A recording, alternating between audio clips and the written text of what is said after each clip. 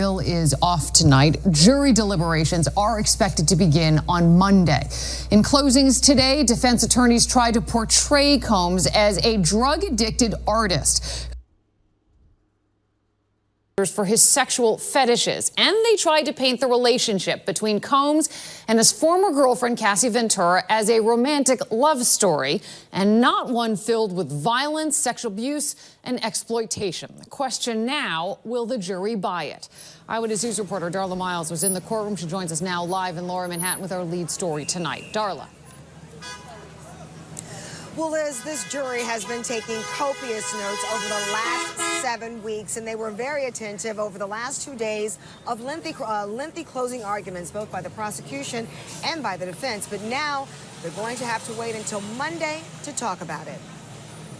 In closing arguments Friday, defense attorney Mark Agnifilo, using wit, sarcasm, and charm, trying to convince a jury to return Sean Diddy Combs home to his family, saying the most important part of this case is Sean Combs. He's become something that is very, very hard to become, calling him a successful black male entrepreneur who has built sophisticated businesses that have stood the test of time. Defense attorney Mark Agnifilo accusing the government of trying to make a case after Combs' ex-girlfriend, Cassie Ventura, filed a civil suit in 2023. Hey guys, I'm just checking my sound because I am going to be speaking to the people in the chat tonight. It would be their relationship. Addressing the court for nearly 4 hours, Agnifilo saying the sex trafficking case involving Ventura and another ex-girlfriend is about love, jealousy, infidelity, and money, and casting doubt about the underlying crimes alleged as a part of a racketeering conspiracy. Showing jurors this photo of a glove left in the front seat of Kid Cudi's burned Porsche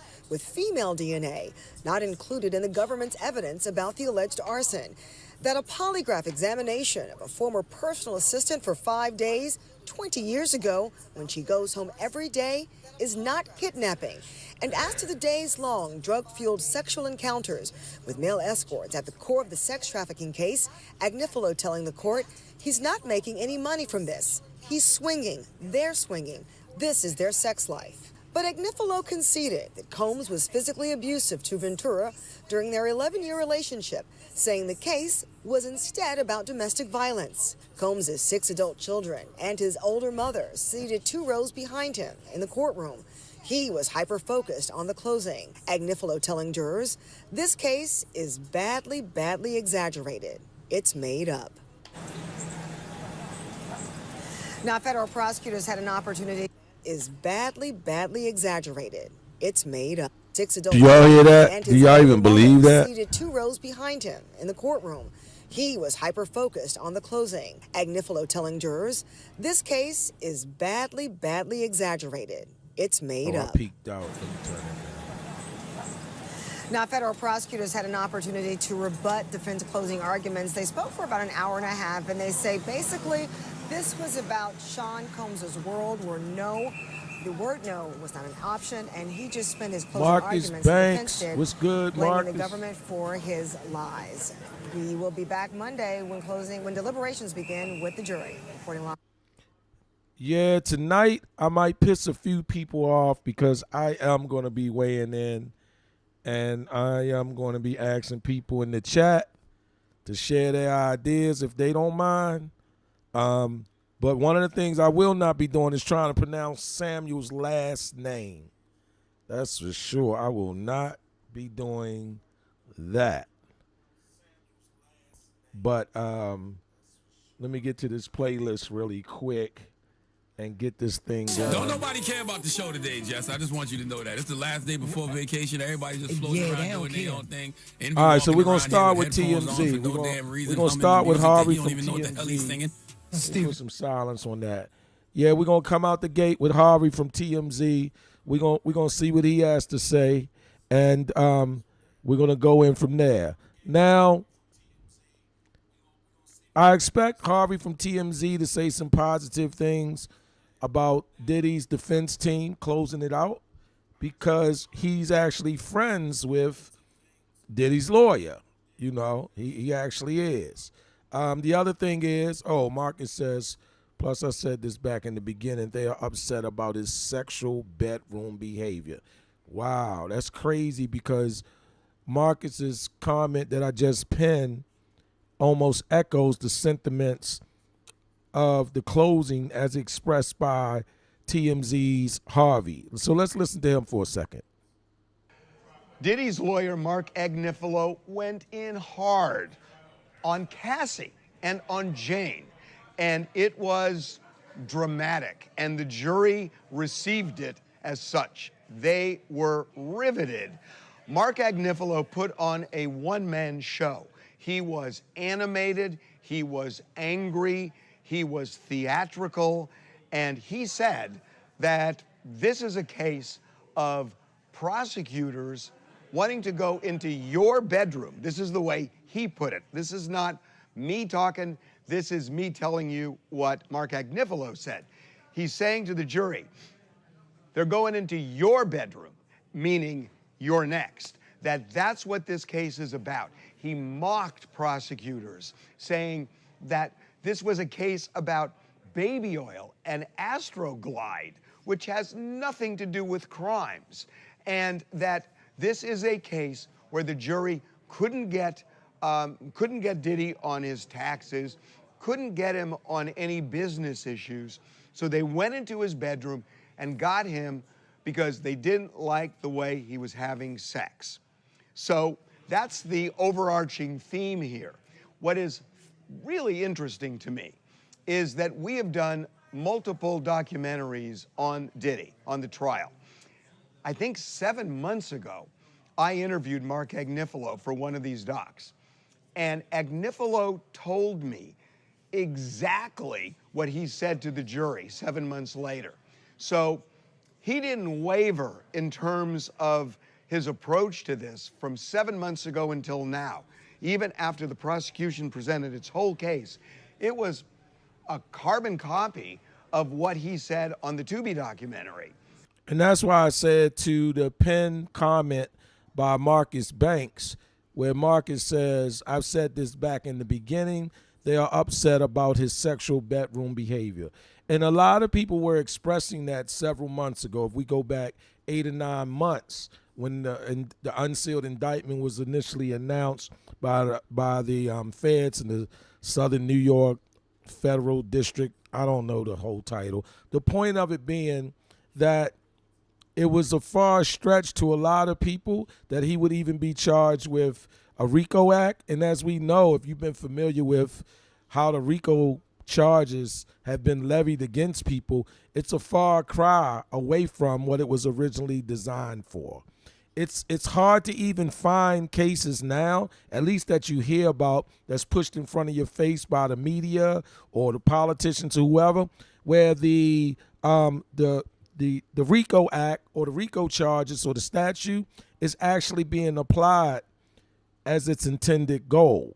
It's almost as if there's no more mafia around, there's no more organized crime as such or enterprises in that way, and now we have to use it to convict people of consensual sex and different things like that, you know. And it's like, if you ask somebody that's under 25 years old, you ask them about the RICO Act, and unless they're a legal student or they are very attentive about what's going on in the world, but if their general understanding, they will probably never even mention mafia, mobsters. They would probably never even mention the original intended use and what that act was born out of, or the crimes therein committed that produced that act. They'll never say that. It's crazy, but it's just the way it is, because we're well into the decades of it being used for its unintended goal, for reasons why it was even legislated, and now we're talking about it's a way to tie one person in to sex and money and domestic relationships, as well as physical abuse, what he's not charged with. But let me shut up. That this is bedroom police, and that is the way he put it.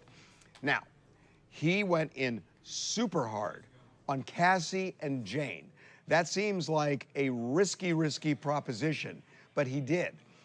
He said that when it came to Cassie, she wanted money, that she got $20 million from Diddy. She got $10 million from the Intercontinental Hotel, that she didn't go to the police, he said. She went to a civil lawyer for money. And he said that's what this case was about. And then... So let me say this. I know, like I said, I know I'm going to make people upset, and feel free to call me names. Just don't name call other people in the chat. Just, you know, control yourself, right? It doesn't bother me, but don't be calling other people names, or at least call everybody a name. Make it so general that nobody will take it personal. Like me, I don't take it personal. But the point of it is this. What I've been saying in some of my other lives about this money and these crimes and this violence, here's what I've been saying, and I'm going to echo that right here again. What's amazing to me is how these victims, they will say, and people will argue and defend it, I'm too afraid to tell the police. Something would happen to me. He's so powerful, he'll do something to my entire family, might disappear. I got a kid now. I'm married now. I have a new job. I have a new career. Everybody's so afraid, and you can't find nobody that won't support that. Like nobody that won't support how afraid, how disturbed everybody is. What I keep asking is this magical question that nobody has seemed to provide even a plausible explanation to me about. If you're too afraid and you're too traumatized to tell law enforcement about it so he can be removed from the street, what happens to all that fear and trauma when it's time to seek money and checks? And you start saying, I think it's time for the world to hear my story. I held it in long enough. If somebody could just explain that phenomena to me, where the checks and the suing and the civil, where you know he won't be removed from the street, makes all of the fear and the trauma, and I look out my window before I step out the house, it makes it all go away. It's almost as if once they identify that there's a potential to get money, guess what comes in and say, excuse me, to fear and trauma and bravery, courage. And all of a sudden they start saying, I think it's time for the world to hear my story. And not just Cassie and them. You know, that big giant dude, and I'll run a clip of him, Gene Deal. You know, the big giant ass black man that's running around with so much heartfelt compassion, but he don't have it. He don't tell it until it's a podcast to write a check for him to be on there for an interview. See? That's why when everybody keeps saying, I wonder why the feds didn't bring Gene Deal. I wonder why the feds didn't bring Gene Deal. Let me tell you why the feds couldn't bring Gene Deal.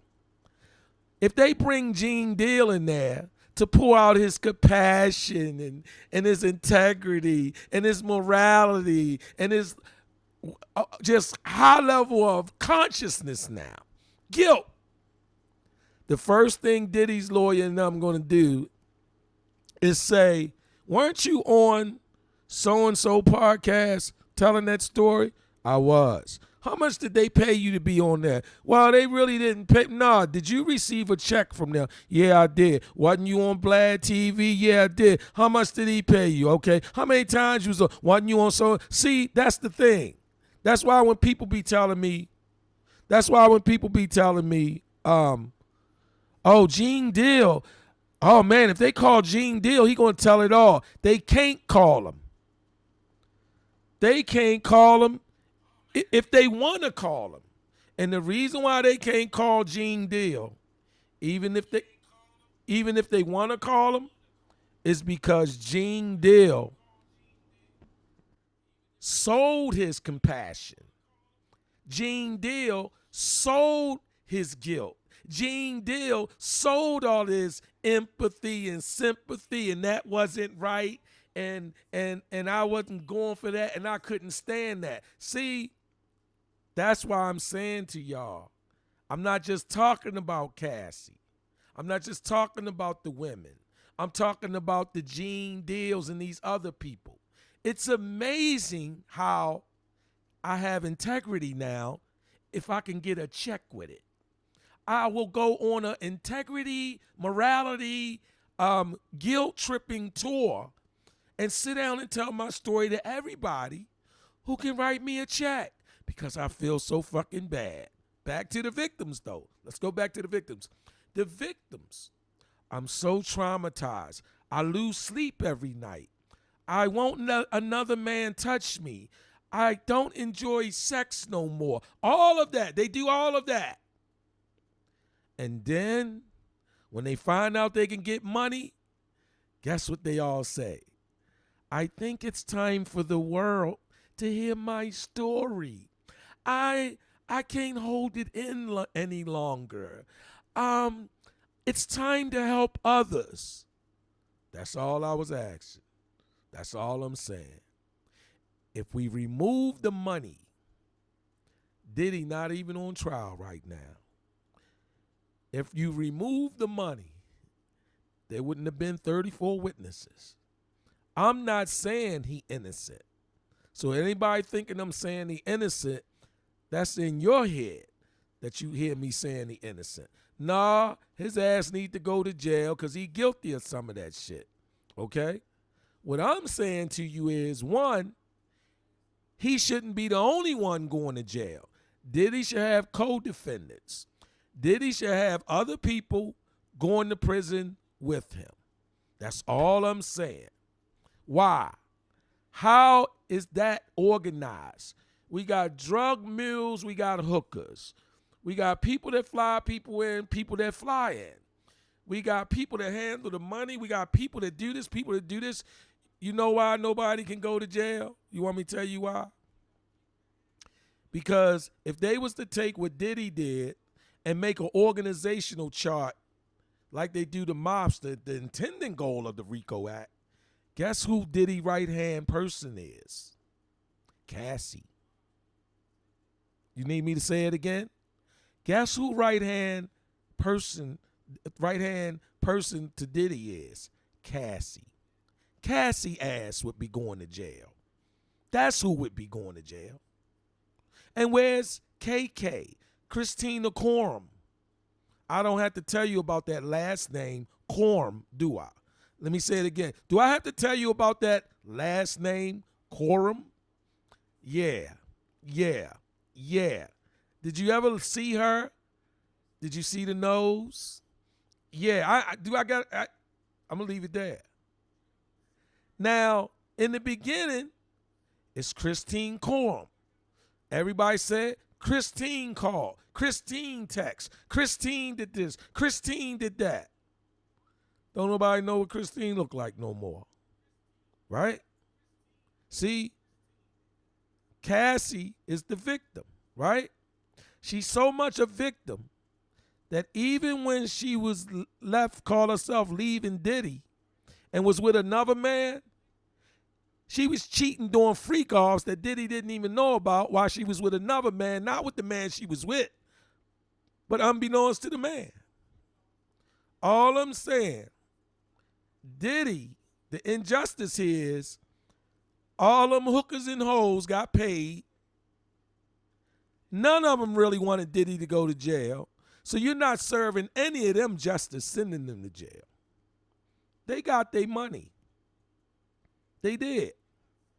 And the only reason why they think the world should hear their story, and the only reason why they got brave and I got courage, and it's just not right, is because checks are involved. Remove the money and tell me, would Gene Deal be going on this, oh, I feel sorry for, I couldn't take it no more.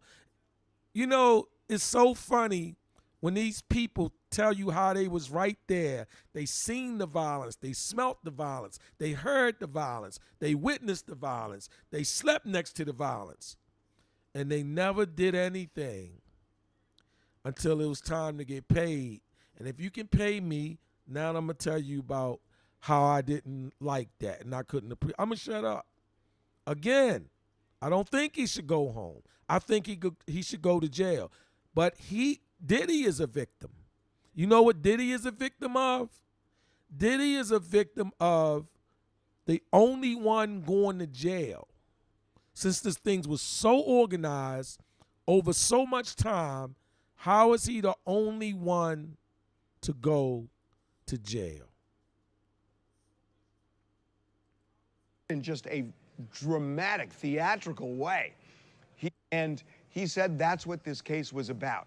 And then in just a dramatic, theatrical way, he is, Cassie won this, that she's the winner. She got $30 million. Diddy's the loser. He went to jail. So, ladies and gentlemen, he said, this is the modern day love story. So he was just mocking all of this, that he didn't gingerly talk about the various things that allegedly happened. He was just bullish to a point, and this is where it's going to shock you if you didn't know this. He said Cassie wanted to be urinated on, that she wanted it, that this was not anybody forcing it. This was Cassie wanting to be urinated on. Now, you got to remember, when Cassie testified, she was 9 months pregnant. And wow, you're kind of playing with fire when the image the jury might have is of this woman 9 months pregnant. On the other hand, the jury saw some freak-off videos. So even though the image they had of her on the stand was just anathema to what Mark Agnifilo was describing, they saw the freak-off video. So in a way, the freak-off videos benefit the defense here because they could see Cassie engaged in these various sexual acts. So it's not impossible to imagine and juxtapose when you're looking at a pregnant woman on the stand. So he went in hard on her, and he went in hard on Jane. He said, Jane has a great life. Have a good life, Jane, he said. He said, she's living in a $10,000 a month apartment that Diddy is paying for. So what he's essentially saying is this was transactional, that these women did these various things because they were getting something back. And not only that, at least in terms of Cassie, he was saying she was into these freak-offs. She enjoyed these freak-offs. So it was more than transactional. It was pleasant to her. I mean, that's essentially what he was saying. So, when you think about it, it's fascinating that the prosecution is saying that here's evidence of sex trafficking by coercion, that you look at Cassie and you look at Jane, and Diddy is paying their rent and paying for other expenses, and essentially saying, if you don't do a freak-off, I'm going to pull that away from you. The defense is saying, yeah, he was paying for their rent, and he was paying for other expenses and making Cassie a recording star, but it was transactional because they were into it because they wanted that. And if the freak-offs were part of that game, that's just part of the transaction. So they're taking the exact same set of facts, the prosecution and the defense, and they're using it for their purposes, and the jury's going to have to choose which one makes more sense, which is not exactly true because, again, it's a case of reasonable doubt. That if Agnifilo is able to create some reasonable doubt as to consent, as to racketeering, if he's able to create reasonable doubt, that could be persuasive. It could even win the day. What I don't see still is how he gets over the Mann Act. That if you transport a sex worker for the purpose of commercial prostitution, that's the crime. And unless the jury says this is bedroom police, I don't see how he gets out from under that. except that what Agnifilo is kind of telling the jury is ignore that law, that the prosecution is misusing it to get into your bedroom, and that's wrong, and they shouldn't be doing that. So if the jury ignores it, and there actually is something called jury nullification, that could save him even on the Mann Act or even get a hung jury. Speaking of the jury, they will get jury instructions now on Monday. They will presumably deliberate late Monday morning. So, yeah, that's the thing. I pinned the viewer's comment, right? The viewer. I like it, the viewer, okay? And the viewer's comment says, I feel like he took her at a very young age, promised her a career. He was much older than her. She was young. She was supposed to have a career, likely funded and created by him after all those years, whatever. This is the viewer talking, right? Now, I've said this before, and I'll say this again. To me, if somebody said, Todd, you get to choose one victim in all of this, okay? Because in a lot of ways, Diddy is a victim too, to me. But I'll explain that in a lesser way in a few minutes. But if somebody was to say to me, Todd, it's one victim here for you. You get to choose one, right? And I'm like, all right, I get to choose one. They say, yeah, but you have to qualify the one you choose. The one that I choose is Cassie. That's why I pinned the viewer's comment.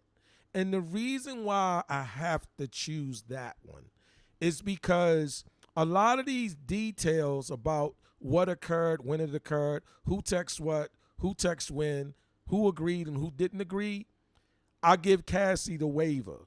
The reason why I give Cassie the waiver is for the same reasons that the viewer said. Cassie was 19 years old. It doesn't matter what she was thinking that was going to happen. She was coming in and making herself vulnerable to a 37-year-old man who had been places that she hadn't even thought of. And I don't mean physically. I mean mentally, psychologically, and emotionally. That means that no matter what happened with Cassie, the good, the bad, or the ugly, he had hands-on, direct influence in the trajectory of that.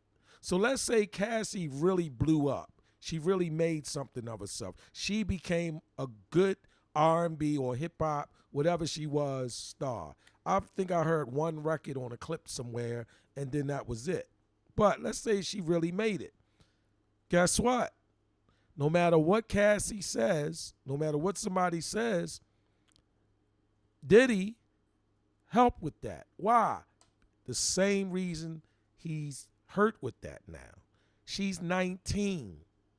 It doesn't matter what her thinking is. Diddy knows her next step before she does.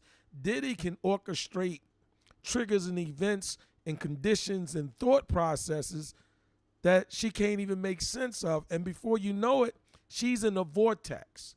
She's in this swirling wind of seeing the world as she would desire it, and then being caught up with all the hell of real adults, and she can't get out of it.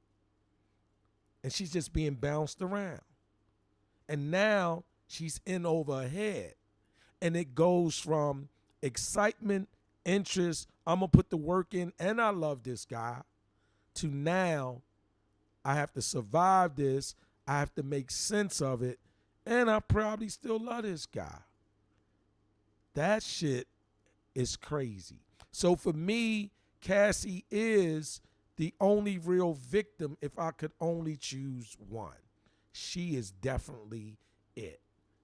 Because he was 37. Can you imagine what he already knew, the people, the way things work, and all of that at 37? Can you imagine any ideas of her thinking she was going to get the ups on him and play him?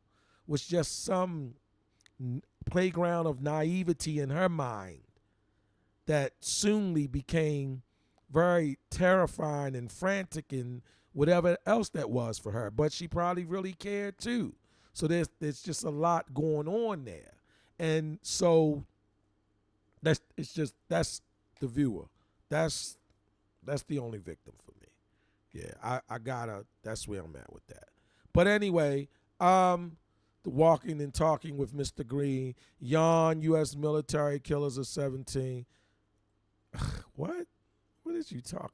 All right, you, all right, okay, all right. Thanks for the smiley faces. Peace. But anyway, so that kind of was that, but let's listen to Stephen A. Smith for a second. The problem is Right. where we're seeing Let me see. for a 2-year Stephen A. period Smith. in furtherance of the criminal enterprise. Started with the news yesterday that the feds were withdrawing some of the criminal allegations against Combs, sex trafficking. Oh yeah, this was an interesting one too, right? Like the other day, there was a news report that the feds were actually withdrawing some of the charges, right? Like they were dropping it or withdrawing it or something like that. But in reality, the ones that they were talking about and what they were specifically talking about was jury instructions from the judge to the jury. So when the reports came out that they were dropping the sex charge and these other charges, they were dropping the attempting kidnap, not the kidnapping charge itself. They were dropping the attempted sexual something, not the sexual thing in and of itself. And so what they were saying was, what the judge was saying, what the prosecutors agreed to, as well as Diddy lawyers, they was like, look, we need to streamline these jury instructions, or they're just going to be confused about all of these counts and what is and what it ain't. So one of the concessions that the federal prosecutors made was, you know what, Judge, Your Honor, here's a letter. We concede that when you give jury instructions about what to consider, you can leave out the attempted kidnapping. You can leave out the attempted sexual trafficking. You can leave out the attempted arson. So remember, the kidnapping is either for Jane, her lying ass, and Cassie, right? The attempted arson is for Kid Cudi and that Porsche, right? That's the attempted arson. And the attempted sexual human trafficking or something like that. But those three things that the federal prosecutors put in the letter and submitted it to the judge as evidence that he doesn't have to, or she doesn't have to instruct the jury to consider, they're not the charge in and of itself. The kidnapping didn't go nowhere. So basically what they did, they took away the count, the lesser of the kidnapping. They're saying now the jury has to say, did you kidnap him or you didn't? They making that binary. You either did or you didn't. There's no lesser version of you kidnapping. Did you commit the arson on this car or you didn't? We're not gonna consider you tried to commit the arson anymore. That's off. They either gonna find you guilty of committing arson or you're not guilty of committing arson. Did you do sexual human trafficking or whatever, or you didn't? So the attempts are gone. That suggests to me that the prosecutors think that they've made a strong enough point that he did commit the arson, that he did do the the human trafficking or whatever that is, and that he did do the kidnapping, where they're saying we don't even need an attempt in there, right? But that's my thinking. Don't pay me no mind. It's just that I got the mic. Any of y'all could have the mic and have similar thinking or different thinking. Racketeering trial in New York City. After 6 weeks of testimony, the government today has started to present closing arguments in their case against the music mogul. The feds characterized Combs as the leader of a criminal enterprise, and that enterprise serviced Combs' personal desires through a pattern of, quote, violence, coercion, and manipulation, end quote. In addition to that, the feds allege Combs committed several crimes that include kidnapping, arson, forced labor, bribery, and sex trafficking. Combs has pleaded not guilty to all charges. If convicted on all counts, he could face up to life in prison. Joining me now to break it all down is an attorney and legal analyst extraordinaire for ABC News. You can also catch him on SportsCenter, hosting SportsCenter on ESPN. Please welcome back to the show the one and only Ryan Smith. What's going on, Ryan? How are you doing, man? Man, I'm good. Stephen A., how you doing? I'm tired as hell, but it's always good talking to you, my brother. I've been working like crazy for the last 3 months, but I'm here. Let's get started with the news yesterday that the feds were withdrawing some of the criminal allegations against Combs ahead of closing arguments today. The move was made as part of an effort to, quote-unquote, streamline instructions to the jury. Break this down for us, please. What exactly happened there, and what does it mean?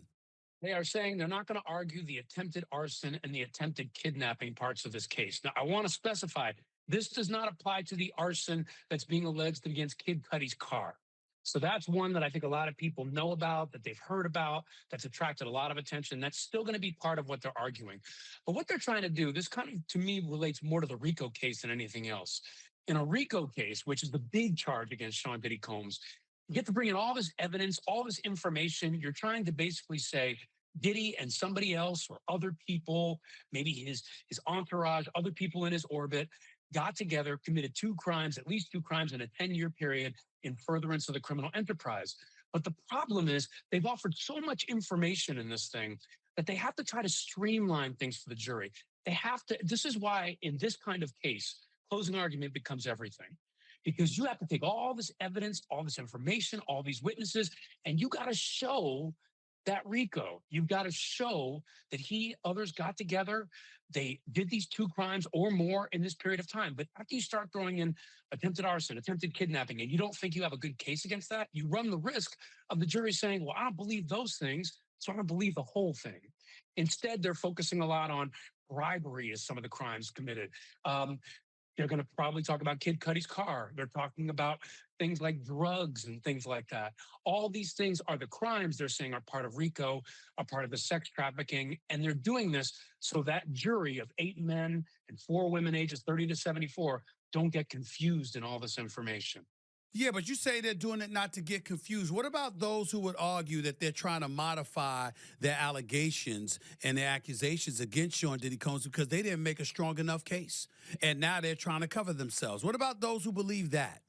You know, it's not a bad argument because in some ways you got to wonder if somebody on that, it only takes one. I always want to say that. It only takes one because this decision has to be unanimous. It only takes one juror to say, I'm not buying something here. I don't believe this. I see reasonable doubt. And you could argue that maybe a juror will look at this and say, well, what about this thing that I thought I heard about an attempted arson or kidnapping? Now, what the prosecution is trying to do is trying to say that's not going to be part of the instruction, so you're not even supposed to think about that stuff. But we can't control human nature of what they might have heard. I do understand people saying, hey, they didn't prove something here, so they're trying to cover themselves. But this does happen in cases sometimes. You present a lot in a case. You're trying to determine what is part of the case, especially as you're trying to tie it up in closing arguments. And you try to get in the instructions, hey, tell the jury not to consider these things because this is not part of what we're trying to do. And Stephen A., the flip side of, I think, people trying to criticize the prosecution on this is the fact that the prosecution is in there right now saying there are a whole host of crimes that were a part of the criminal enterprise.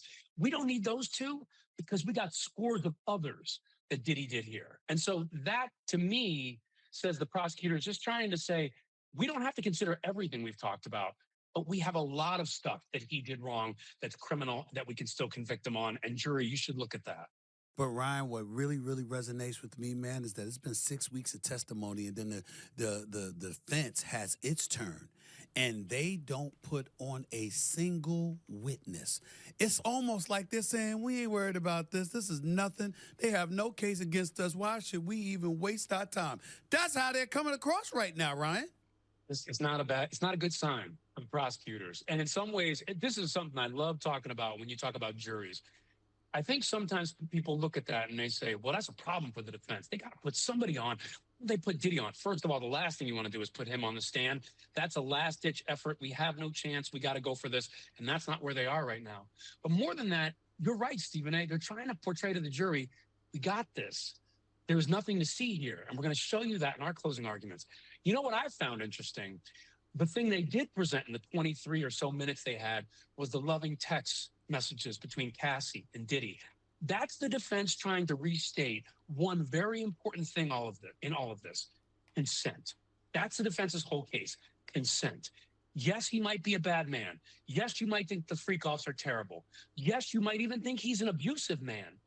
But are these consensual relationships? Say, for example, the sex trafficking, the whole idea that Jane and Cassie were compelled to engage in commercial.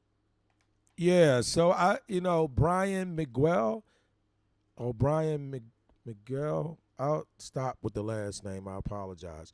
But Brian says, I think you would be surprised how you could how you can mind fuck somebody and keep them to where they can't leave, especially if you're good at such tactics. Yeah, let's just keep something in mind. Okay? When somebody's a generation older than you, that's something. If they don't have your best wishes at hand, or if they are a person that likes to control, or they are a person, they're so narcissistic, they will care about you and control you, and they will care about you and control you and serve themselves at your expense. I know it seems wicked and it's like it's no way to do it, but it is. You can do it. You can, you got to take you with you wherever you go, right? You got to take you with you. There's no escaping it. So when Brian Miguel says a person can mind fuck you, absolutely. They'll have you telling your friends and your coworkers and your pastor in your own family how great this guy's idea is. And, what makes it even a little more crazy is when you care about the person that's mind fucking you. Oh my God. It's like sticky glue. It's like crazy glue. You're making sense of it for them. So it's absolutely, listen, there's a level of accountability that Cassie was 19 and Diddy was 37. When she met Diddy, he was already on bullshit. Okay? There's no parity. There was no equality. There was none of that. She was in over her head from day one. The only thing that could have came out of that good would have been if he had her best interests at hand. But he couldn't help himself. Why? Because of who he is. He could not do it. He could not do it. So he wound up making her less than what she could be. I mean, that's just the reality of it. I'm going to keep you right here dangling around with me. That's what I'm going to do. And it's crazy. But we seen it. See, all of these things with the people with money and all of that, yeah, they got money. But we've seen versions of this in our own lives, in our own families, in our neighbors, in our friends. There's nothing new and unique that we can't think through this minus the budget, right? We've seen it. Sex acts under fear of force or coercion, they're going to undermine that, the defense will, by saying, look at these loving text messages. Look at how these women wanted to do this. Hold it. So, go ahead. It's not just the loving text messages, Ryan. Am I wrong when I say I could have sworn I've seen where there were freakoffs that occurred without him by those two, Jane and Cassie? Correct me if I'm wrong. If I'm wrong about Cassie or Jane, please correct me right here on camera. My understanding is that every freak-off didn't involve P. Diddy. It involved them doing it on their own with others of their own volition, not forced at all. Am I correct? I think you're right about that. But here's the thing. The prosecution even tried to touch on that in their closing arguments by saying, you don't have to believe that he orchestrated and did something wrong at every freak-off. All you got to believe is it happened once. That's it for the sex trafficking.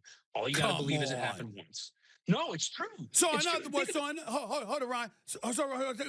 Excuse me for interrupting. So you're trying to tell me that if on their own they engaged in several freak-offs, but then there was one that he was involved in that they could literally try to instruct the jury, pay attention to the one, not the others that you did of your own volition?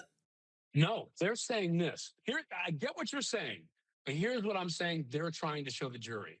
They're trying to show the jury that this happened over and over again. These women were forced in some ways to be a part of this, and that all of these things show what he was doing all along.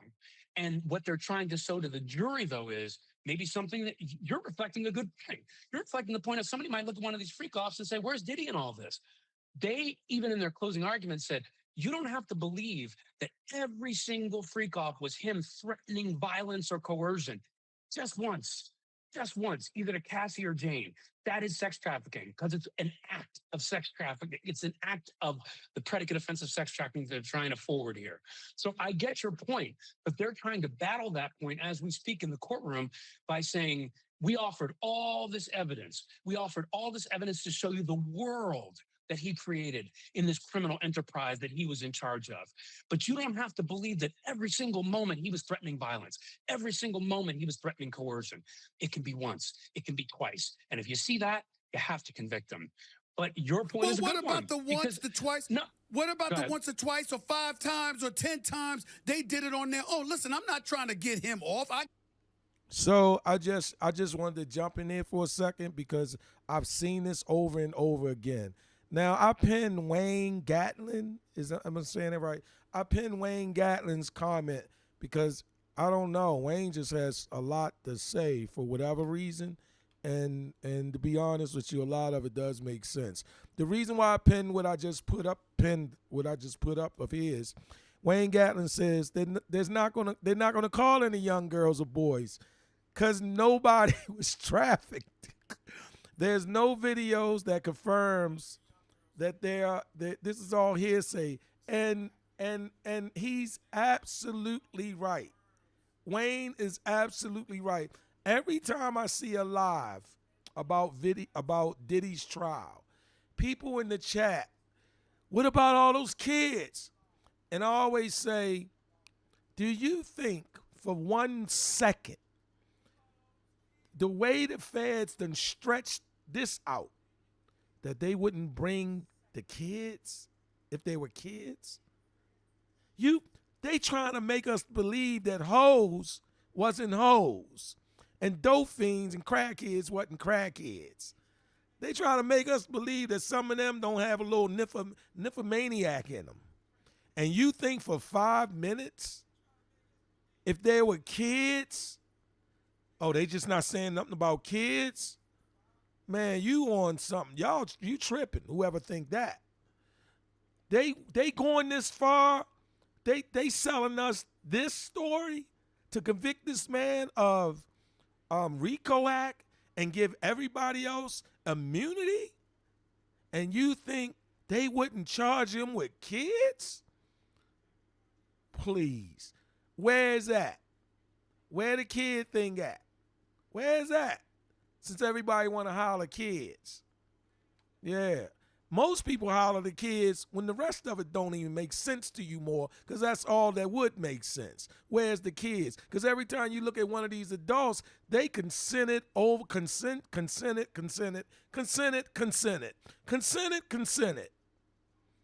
They said, well, no, Talk, there was that one rape with Cassie, remember? It probably was. But she ran her ass right back over there and did a multiple freak-offs a couple weeks after that rape. That's how hurt she was from the rape. And she was with her current husband. So, yeah, ain't no kids. I got nothing in this game. If he's guilty, he's guilty. If he's innocent, he's innocent. I don't know. I know what I saw in that video with him hitting Cassie. There ain't no getting around that. He can't come back from that. But anything else involving in sex trafficking and racketeering, I'm in no position to judge him. But what I'm saying is, not only have we heard testimony about them having freak-offs without him, we even saw or heard of them having their preference about who was going to be involved in the freak-offs. So all of that points to consensual, more so than anything else, wouldn't you say, Ryan? The problem is, in some ways, yes. And let me touch on reasonable doubt in that. But what they're saying is, think about the rest of the testimony with Cassie, the rest of the testimony with Jane, because that was part of what the defense pushed back on when they were both on the stand. And they both mentioned, I felt like this would happen if I didn't do these things. Jane even mentioned the point of, hey, if I didn't get to choose the escorts, if I'm going to be put in this horrible situation that I'm coerced to be in, at least I want to have a say on who I have to have sex with. And so that's the situation they're trying to build out here. But what I like about what you're saying, Stephen A., is you are channeling one of those 8 men and 4 women possibly in that jury box. And I say this again, the ages are 30 to 74. I say that because you never can really account for how that wide range of ages might look at this thing. They might look at that and say exactly what you're saying. Well, wait a second. They were setting up some of these things. Well, wait a second. I didn't see Diddy in all of this. And if just one has reasonable doubt, you lose that conviction. I think that's the risk that the prosecution ran in a case like this. And I think it's the problem with a RICO case. You bring in all this evidence, but if all of the evidence doesn't necessarily point to what you're trying to prove, it can be a problem. As it pertains to jury selection, when you talk about the wide range, 30 to 74, who does that favor? The defense or the prosecution? Having a wide range in a jury, because again, all it takes is one, right? So chances are from 30 to 74, cats are going to think differently. And if they're going to think differently and all it takes is one, it would seem to me that a jury ranging that wide would benefit the defense. I would say this. If the prosecution can't do a fantastic job of tying all this together and making it crystal clear to everybody in that courtroom, yes, he ran this enterprise. Yes, he and others got together and did these criminal acts over this 10-year period in furtherance of the enterprise, for RICO at least, the sex trafficking, the transportation of prostitution, that seems like they can get a conviction there. But unless they can do that clearly, it favors the defense. Why? Because the defense looks at this jury and they see one person they think might be favorable, and they just talk to that person, or talk to those 2 people, or talk to those 3 people. You don't look at a closing argument in a case like this with that wide range. And the wide range isn't uncommon for cases like this. But what I'm saying is, for defense attorneys, you look at a case like this and you say, I only got to convince one. I don't have to convince all of them. All I got to do is convince one strongly who can go in that jury room and say, you guys, I see what you're saying, but I'm not buying it. I'm not buying it. And if you can get somebody to do that, then you win. I think that favors the defense unless the prosecution can do a stellar job. Let's get down to it when it comes to you, Ryan Smith. Based on what you've heard, did the feds make their case on all the charges facing Diddy? Transportation of individuals to engage in prostitution, yes. Because there's definitely evidence of, there's witnesses who come forward, talk about calling this person, they come across state lines. That, I think, is easier to solve. That is not the biggest charge, though. In terms of RICO, in terms of sex trafficking, I don't know. And I wouldn't say no, because we're not in that courtroom. And so much is relying on them tying everything together today, right now, with what they're saying in those closing arguments. But here's my problem. They talk about Diddy getting together with all these people. They talk about that one of his assistants, people like Christina Quorum, who's one of these people who sets these things up, who people were talking about a lot in the courtroom. I had a little bit of a problem that I didn't hear from all of these people, because you're saying Diddy, and in order to do RICO, you have to say Diddy and others did these things in furtherance of the enterprise. Where are the others? Some of the others came forward, but if you're that jury and you don't believe that all these others are part of this enterprise, then you're searching for the other people, then doubt comes in. So right now, I would say, based on what we've seen, I think the prosecution has a strong case, but it is definitely not a slam dunk. It is definitely not clear. There's big differences between this and R. Kelly case and RICO, for example. And this is not something that I think is an easy one to prove for them. So I think it's 50-50.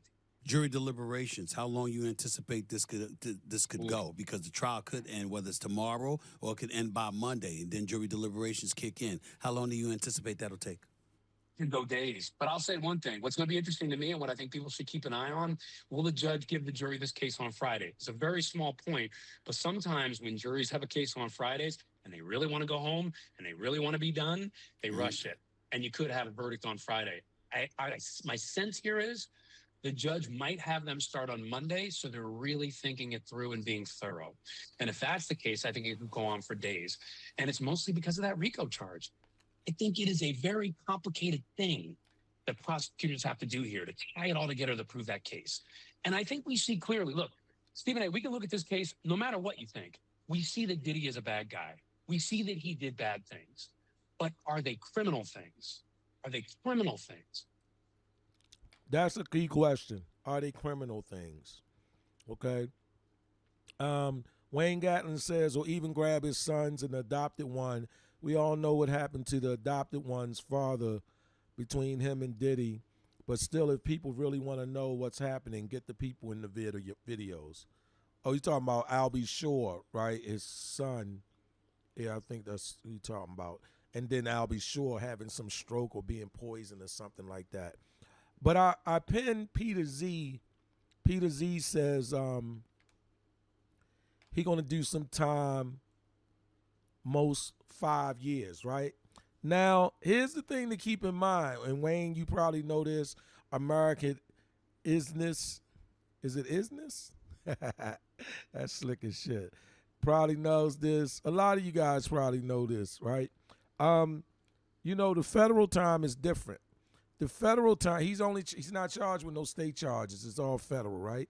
So the way it goes, they're saying that if he's found guilty of 2 counts, not any 2 counts, it's like a particular list. There's maybe 4 or 5 things or a group of 5 things. What they're saying is, the way I understand it, right? There's 10 things he can be found guilty of. 5 out of those 10 things, if he's found guilty of 2 of those, the RICO Act kicks in and he has to get a mandatory minimum 15 years. That's what they're saying, okay? That's what they're saying. Mandatory minimum 15 years if he's found guilty of 2 counts of a specific 5-count list of things. Now, he can be found guilty of 3 or 4 of the other ones. I think it's a total of 10 that's up for grabs. And then, you know, the judge will do what the judge does, right? But if he's found guilty of 2 out of those specific 5, then that's a problem, because it comes with a mandatory 15-year minimum. So if let me see if I can even do this. If we go over to the calculator, I thought I had a calculator. So it's 85% of the time. So keep this in mind, and you guys can do the math quicker than me. 85% of, oh, here's the calculator right here. All right, so let me bring that up. Here it is right here. There we go. Let's bring this down here. So 15 years, right? So there's 15 times 12, right? So 15 times 12. Because the feds give you time in months. That's what they do. So that equals 180 months. That would be the mandatory sentence if he's found guilty under 2 of the counts that makes the RICO kick in. It's a mandatory 15 years. That's 180 months. With the feds, you got to do 85% of that 180 months. So I'm going to multiply that 180 times 0.85, because that's all I can remember from the 3rd grade or something like that. Okay. And that equals 385. Yeah. So now I'm going to divide that by 12. Okay. Let's see what that equals. I don't know what I'm doing. Y'all know that. But anyway, 0.85 times 15 equals, there you go, 12.75. So we would have to look at Diddy. You would basically look at Diddy and say, look, you're going to do 12.75 years if they found them guilty. That's what he's going to do. That's 12 years, 9 months. That's what that is. That's what that is, right? Now, Diddy is currently 55 years old. So I'm going to add the 12.75, which is 12 years, 9 months. I'm going to add that to his current age of 55. 55. equals.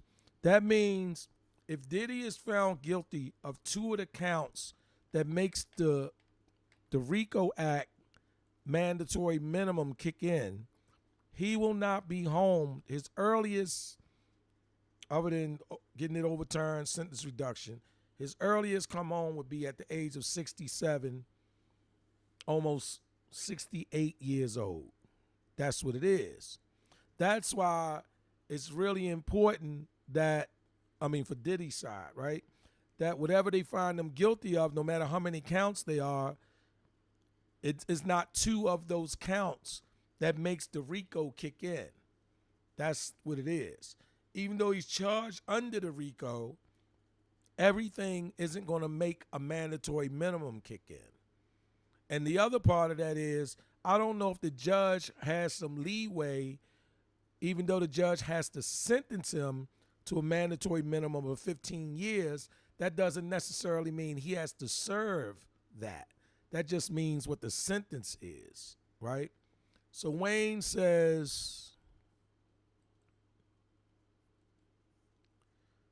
they're going to make it a hung jury. He going to be out for a couple years. They're going to bring it up. Hey, Wayne, I got to disagree with you. Wayne. I'm not, Wayne, I ain't buying that, man. That man going to jail, Wayne. Wayne, I'm going to cash app you $100. If they find that man not guilty or a hung jury and he don't get no time, I'm going to cash app you $100. Get back on my next live right after that happened. I'm going to cash app you $100. Man, that man going to jail, man. Wayne said it's not what you can prove. It's what you can make them believe. I'm with Peter. I'm with Peter Z on this one. I'm with Peter Z. I think what's going to happen, they not going to find them guilty of 2 of the counts that make the RICO kick in. And I think because of that, the judge going to be real liberal with the sentence. And the reason why I think the judge is going to be real liberal with the sentence, the judge not going to ignore the fact that nobody wanted to come forward until it was time to get paid. Ain't no way the judge going to sit there and act like that ain't what happened, because that's what happened. See? That's what happened. Nobody felt like the world needed to hear their story until there was a check going to be written for it. The other thing is, Cassie has been well compensated. You got $10 million from the hotel. You got $20 million from Diddy. So you've been well compensated. Yeah, you straight. She never talked about Diddy was harassing her in the last couple years. She never said any of that. She told a story that happened some time ago. She never said Diddy was on her, stalking her now, none of that. So this idea that she's afraid of Diddy, she's not afraid of Diddy no more. $20 million make you not afraid of nobody.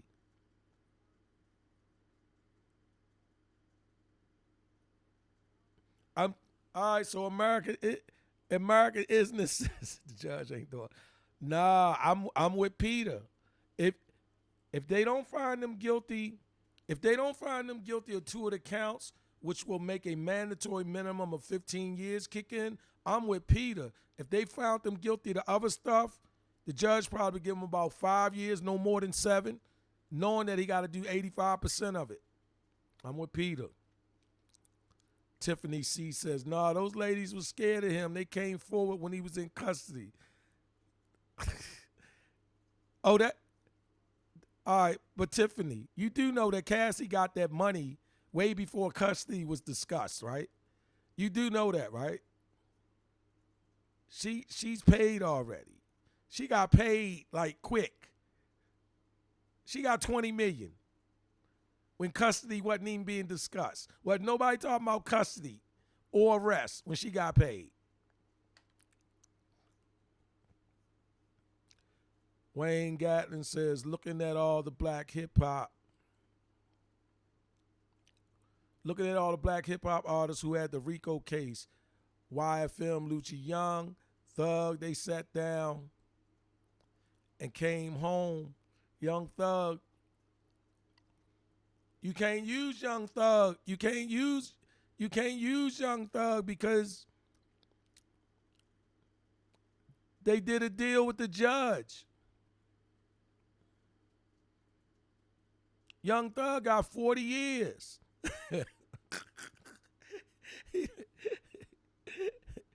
he got 40 years. I agree with Diane. Right there. This right here is a no-brainer. I agree with Diane. Diane Askew. Yep, Diane Askew. As soon as I saw her comment, I didn't even hesitate to agree with that. If ain't nothing been established, one thing crystal clear, the paperwork, the timing, everything seemed like everybody agreed on is that transportation to engage in prostitution is what might stick. That right there is sticking like, that thing gonna be tight like putty. That's gonna be tight like putty. Yeah. Wayne says, if that man catch any time, just know, stay tuned, he's going to drop them names. He ain't got no names to drop, man. He ain't got no names to drop. Nah, man, he ain't got no names. Abercrombie and Fitch already locked up. The first judge was shady, though. American Isn't said the first judge was shady. Sophisticated supernova. Y'all like men's huggers. What? All right. Peter Z says yes. That's why he's going to get 5 years, no more. Hey, Peter, I'm going to say this. I think he might get 7. I think they might want him to do 5. Like if the goal is to get him to actually serve 5 physical years, they might hit him off with 7 because, keep in mind, it's the 85% deal, right? But if he get 5 years and then, 85% of that 60 month, I think that's going to be like 5 years, 1 month or something. No, I mean, what would it be? 4 years, 3 months. I think it's like 4 years, 3 months because it's 51 months. If you get 5 years, that's 60 months, right? So I think it's like 4 years, 3 months. It's like 51 months out of the 60 he would have to do. I mean, here's what I say. Peter Z, let me know what you think about this. American Isness, Wayne Gatlin. Here go my thing. He shouldn't get life. That's my thing.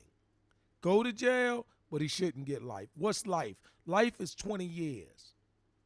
Life is 20 years. Like 15 is close to life, but if they give him 20, that's like giving them life. Why? 85% of 20 years, right, is 17 years. Think about it. 85% of 10 years is 8.5 years. 85% of another 10 years is 8.5 years. 8.5 years plus 8.5 years is 17 years. If he get found guilty under that RICO and they give him 20, he got to do 17 years. That's 17 plus 55. He will be 72 years old coming out of there. Asking Mace to meet him at the studio. It ain't going to happen. It just ain't going to happen. I don't think he should get life. If they found it whereas though everybody else get immunity, nobody else go to jail, if they found it like Christine Korm ain't even got to come in and answer for her part, if they found that it like that, I ain't heard of nobody getting beat up other than Kid Cudi. I ain't heard of nobody being beat up. And here's the thing about the Kid Cudi piece. You ready? Diddy said he the one that brought Kid Cudi around Cassie. And Kid Cudi didn't stand on it like a man and not do anything to her. So both Cassie and Kid Cudi crossed Diddy on that one on a personal level. He didn't bring Kid Cudi around her so he could be part of the freak off or do whatever. But Kid Cudi was on some bullshit. So even though that looked like that was part of it, what was going on, nah, that's what dudes do, period. If you bring a guy around your girl, even if she your hooker, and he go in, whether she wanted or not, he out of order. That ain't part of that enterprise thing. That's like, dude, you crossed me. Like, you lucky I ain't really like that. It wouldn't have been your car. It'd have been you. So that's why I say things, they find it convenient to ball it all together. Like this was all organized. Nah, man, it wasn't like that. Sony Allen says Cassidy. I don't even know who Cassidy is. Oh, Cassie, okay. Sony Allen says Cassie was beaten in testimony the young basketball player sealed that law is not based on emotions. All right, Sonia. All right. All right. All right. See, that's what I'm saying. These was real relationships, no matter how wicked they was, right? So when certain things was happening, that was relationship stuff. Kid Cudi, Cross and Diddy, that was relationship stuff. That's what that was. Why? Because Diddy already had a method for bringing men around Cassie that he wanted to pound her. He already had a way. He was clear with Cassie about men he wanted to go up in her. He didn't bring Kid Cudi around her for that.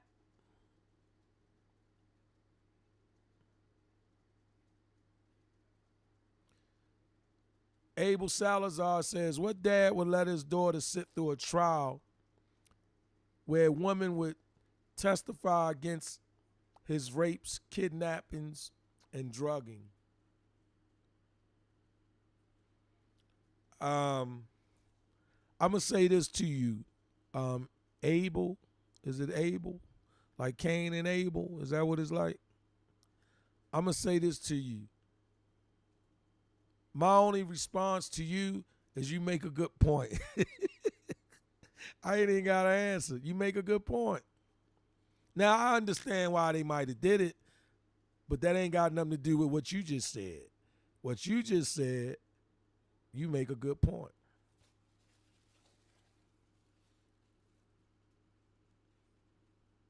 Right. I mean, American business. Come on. Let's just be honest.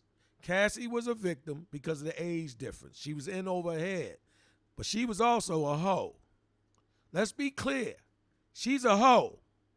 Cassie's a hoe because two things can be true, several things can be true at the same time. She was a victim and she's a hoe.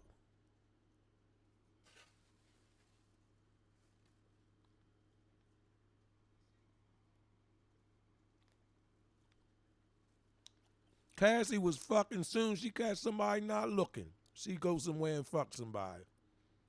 But she's still a victim.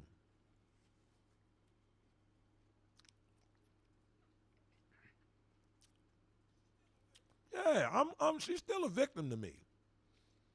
But let's be clear. She's a hoe now. Oh, I apologize, El Monte King. I apologize.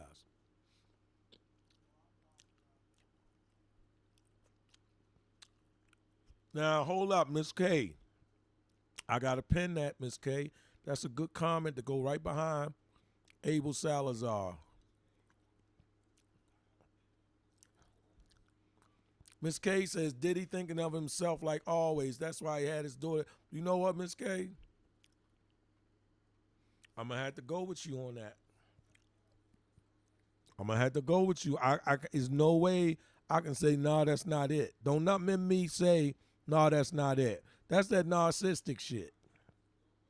That's that narcissistic shit. Where you'll put your own daughter through that and call it support. That's how people work people when they love them.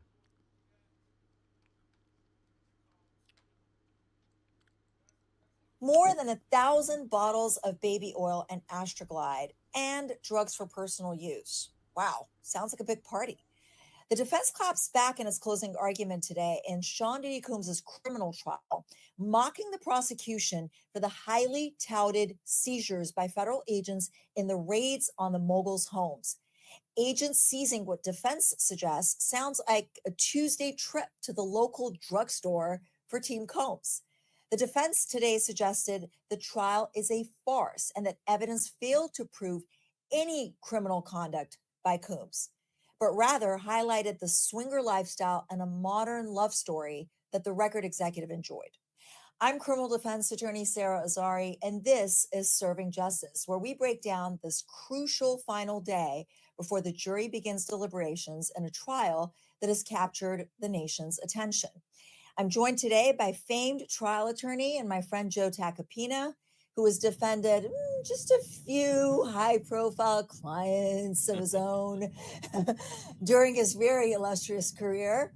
Joe, thanks for joining us. And plus, a News Nation digital reporter, Sophia Sami Ali, who's been following this trial since the beginning, and News Nation field producer, Tommy Cristaldi, who has been in the courtroom today with a lot of insight. So thank you, everyone. Joe, I really appreciate you coming on. I know you had your own trial. Now you're coming and talking about this brother's trial. So it means a lot to me. I want to start with... No, anything for you, Sarah. Yeah, sorry, I'm in Mars, you could see, because I just came out of court. So anyhow. Yeah, so we'll get you out of here as soon as possible. So, it's okay. So first question to you, Joe. How do you think the defense did in its closing argument? Look, what was expected. Mark did a great job, I thought, in pointing out the fact that they've exaggerated.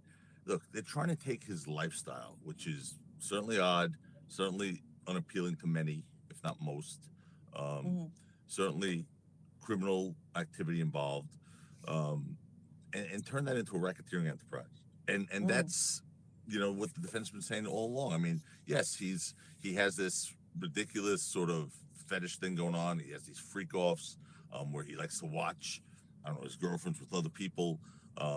But again, we have 3 charges here. One is a racketeering enterprise. He's charged by himself in a racketeering enterprise.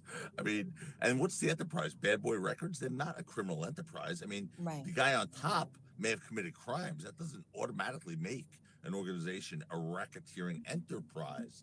So I think people in the jury are going to be in tune to the fact that, look, a racketeering enterprise is, a serious thing. It's cartels, it's organized crime. It doesn't have to be just that, but it's not one guy on top of a record label who acts like a dirtball at times, does some horrific things, is a domestic batterer. And they own that, Joe. They own the domestic violence. You can't have, just because a guy at the top has committed crimes doesn't make it a criminal enterprise.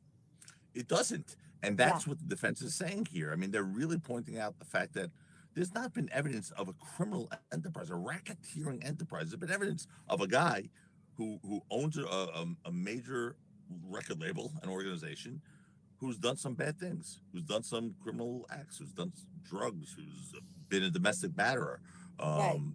All these different things. Even if you want to take that he blew up Kid Cudi's car, if that's... You still need an enterprise. You still need an enterprise. Why is that not just a lunatic, jealous boyfriend doing something? That doesn't make it a racketeering act. That's what I've been saying all along, that there's all of these predicate acts. Like, even if they proved them beyond a reasonable doubt, you still need the enterprise. And by the way, it's racketeering conspiracy. And I thought it was great what Agnifilo said, the Cudi analogy, where he said essentially, like, if you had a problem with Cudi, would you go to his sidekick for help, which was Christina Coram in this equation? Like, why would you go to her? And she was like the one that, was the loving one, was caring for everybody, taking care of all the problems. Like, how is she a co-conspirator? And where is she? She's like the phantom of this trial. It's bizarre to me. The one charge, Joe, that I think the prosecution has met its burden on is the Mann Act violation. It's easy. It's straightforward. But the defense says, and I know you and I know that we sometimes have to come up with things that are laughable, but the defense says that the escort services were, first of all, legal businesses. He didn't know that there was anything illegal, and that the payment to the escorts was for their time, not sex. How do you think the jury buys that? I mean, just it's like so it's like saying, all right, I hired a lawyer, I'm paying him for his time, not his legal advice. Exactly. What are you gonna listen? Here's the rule of thumb. When the law's on your side, you argue the law, Sarah. When the facts are on your side, you argue the facts. When neither are on your side, you pound the table, right? So I mean, what are they gonna do here? So look, it's an act, it's a count that is never brought. No one's ever been charged. And you know what? Like, I also have been saying, like, if I was on the defense team, I wouldn't be too mad at this, because sometimes when a jury doesn't like the guy on trial, they want to get him on something. This is a bad guy. He did some really bad things, and he's never been held accountable for them. So we don't want to let him walk. And at least this is in the mix. You know, they can split the baby on someone. Yeah, you know? I mean, if they're gonna do it, I guess that's the count to do it on. I mean, Exactly. He's still facing prison time for that. Yeah. But it's certainly. Yeah, real quick to Sophia, and then I'm back to you because I know you have to go. The defense struck a far different tone today than the prosecution did yesterday. More sarcastic, very flippant. At one point, calling Cassie a gangster and calling the trial within the trial a farce. How do you think it played with the jury? We knew they were going to do this. Everyone predicted it. I'm sure even the jury knew this was coming. They had to hammer trash Cassie. They had to go after her because they couldn't go after her when she was on the stand. But she is, and we've been saying this from the beginning, she is a really strong, compelling witness. And so calling her a gangster, they called her the winner in all of this. They're like, if anyone's the winner in all of this, it's Cassie. Well, she got $30 million. I mean, and also beaten. She got beaten, and if she got $30 million, why would she, and they said this, why would she show up at this trial and lie to perjure herself? She could have just walked away quietly, but she wanted to move forward. So going after her, calling her these things, I don't know how well it's going to land with the juries, particularly with Cassie. But I mean, they had to do it. There's no way around it. Yeah, you have to, Sarah, you have to. You can't, I mean, look, you have to, this is a frontal attack here. And you have to do that. I mean, if you don't go after her, then you accept her, then there goes sex trafficking. Right. And that's, we're talking about like big numbers here. Right. But you have, there's fodder to go after her. I mean, I'm sorry. Look, you don't have to be a monster to bring out things that go to credibility. Like, okay, you never went to the police or law enforcement, including up until today. You never, ever, had a problem going back and back and back. As a matter of fact, those text messages contemporaneous made it sound like 90% of the time she was all down for this. Sometimes she set them up herself. She said, I'll freak off at any time. So those are inconsistent with her on trial testimony. Now, when she got money and everything else, she claims she was raped by him. Okay. Yeah. Horrible allegation and true horrible. But again, most people who are raped by someone will not go back to that rapist, torturer, tormentor and have consensual sex with them again. And by the way, at the end, when he, and I'm not saying it's impossible, but just it does go to a credibility factor. It does. And if the defense didn't bring this up, they'd be committing malpractice. And by the way, if every single one of these things, Sarah, were in reverse, if she had gone to the police immediately, if there were text messages contemporaneous with the time of these freakoffs where she's saying this was against my will, you destroyed me, whatever, don't you know the prosecution would be waving those like a bastion of credibility? So come on. So you have to attack Cassie, and she was attackable. She was attackable, but not directly on cross-examination. Defense attorney Mark, this is for you, Joe. Mark Agnifilo acknowledged Coombs is guilty of domestic violence. They owned it, but of course that's not what he's charged with here. Do you think that was a good move? I mean, I think it was. The jury may not like Combs for that, right? But the dangers of an unlikable defendant on the stand. Do you think the jury can separate this relationship that was fueled by jealousy and domestic violence from what he's charged with? Yeah, that's the $64,000 question, isn't it? I mean, that's what this case has been about, as far as I'm concerned.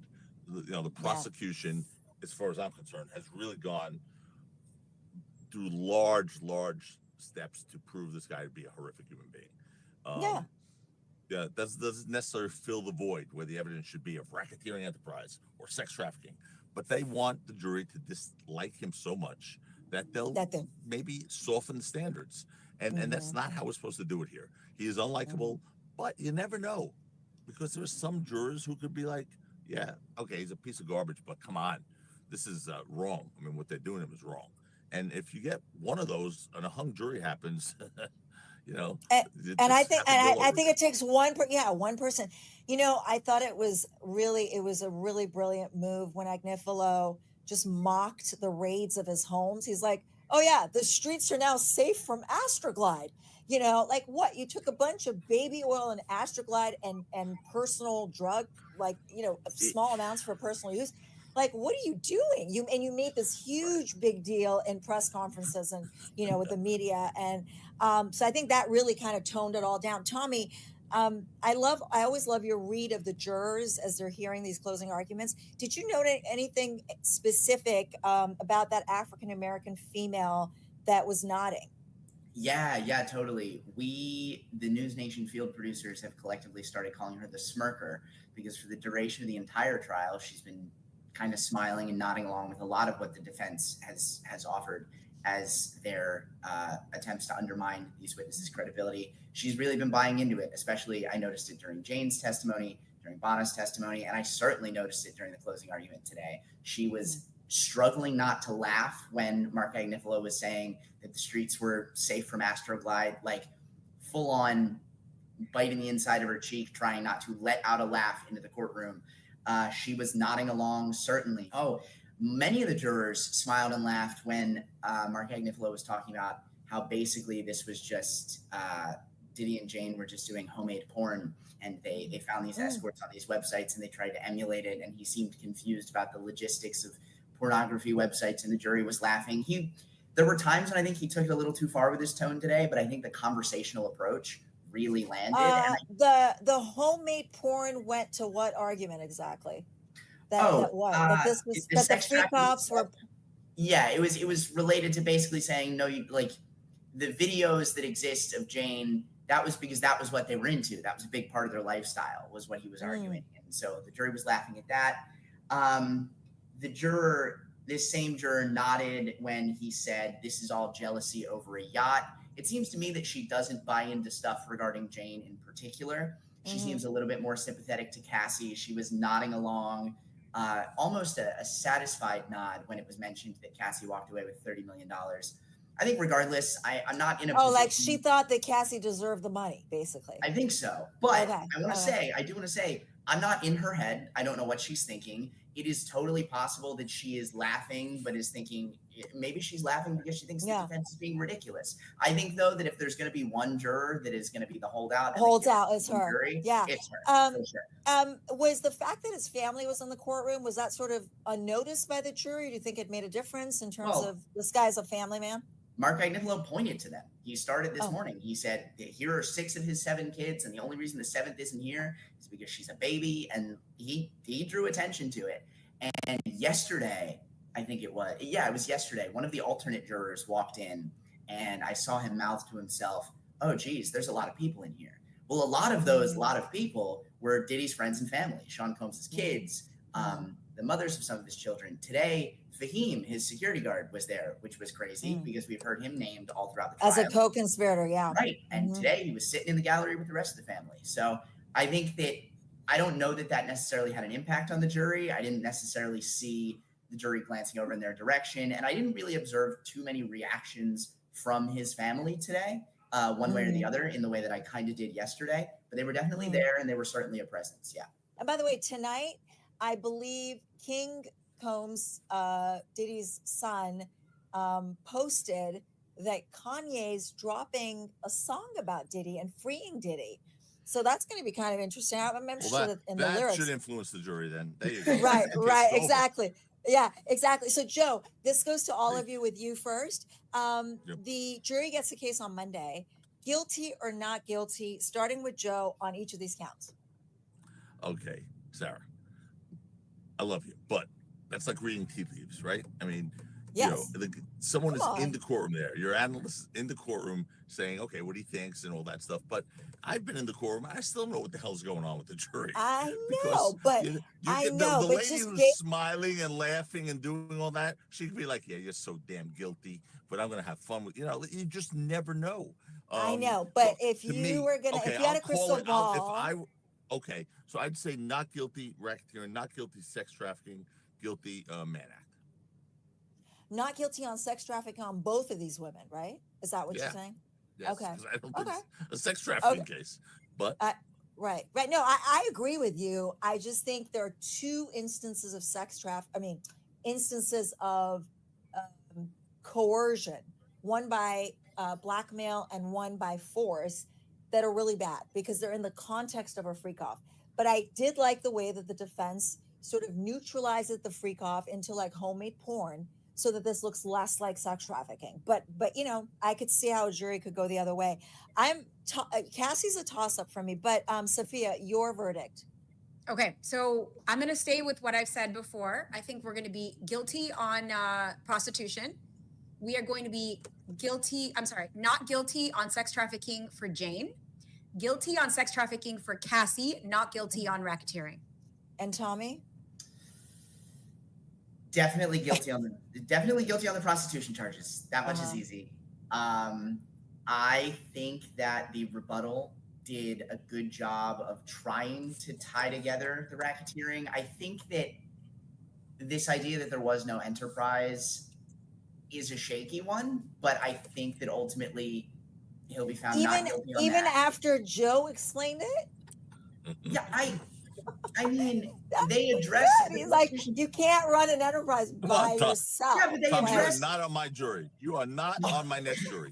No. Here's the thing. I'm trying hard to remove what I would do. I'm not on the jury, and I'm probably not on the jury for a reason. I think that the prosecution addressed that in the rebuttal. They said, just because we're not indicting anybody else, that's not something you're supposed to be considering. Missing witnesses is not something you're supposed to be considering. That being said, don't think they'll find him guilty on racketeering. Do think they'll find him guilty on the sex trafficking for Cassie. I think Jane could go either way. I think that it is more likely than not they will find him guilty, but I would not be surprised at any verdict. I would be least surprised, I think, at a hung jury. I think that is so likely. By the way, Tommy, look, it doesn't matter what they told the jury, that jurors are human beings, right? Absolutely. Yes. You don't think they're going to go back there and be like, who is this phantom Christina Coram, this co-conspirator we've been hearing about? Why is she not here? Where are the security guards that were at the top also? Like, they're going to wonder, and that's not good for the prosecution. And that is something that they think about back in the deliberation room. Anyway, Joe, thank you. Sarah, I got to bail. Thank you. Yeah, thank you for joining us. Sorry about the bouncy car ride thing going on here. Don't worry. Sophia and Tommy, thank you guys as always.